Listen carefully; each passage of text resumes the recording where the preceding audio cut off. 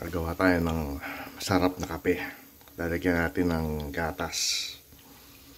So ayan, lumalabas na yung concentrated coffee natin. At makikita nyo na meron siyang buda, meron siyang krema. So ibig sabihin masarap to sigurado. Papatayin ko na yung apoy. Okay. At i-ready na natin ngayon. Habang hinihintay na rin to, no? I-ready natin yung tasa, ititipat natin.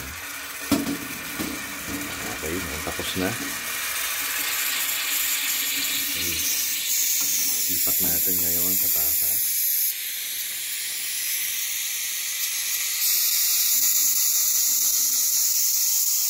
Ayan, masarap na kape. At set aside muna natin siya. Teka, saan ko mailagay ito? Dito muna. Set aside ko to dito. At meron tayo ditong fresh milk. At ifo-froth natin to para gawa tayo ng masarap na kape. Yan. Sige, buda. Panti pa, kulang pa to. Siguro mga 20 seconds pa.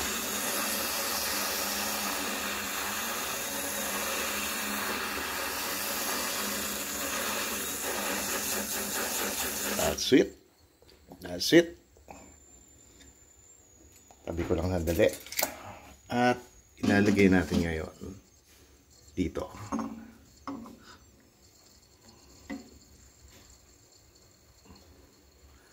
Nakagawa na tayo ng masarap na kape.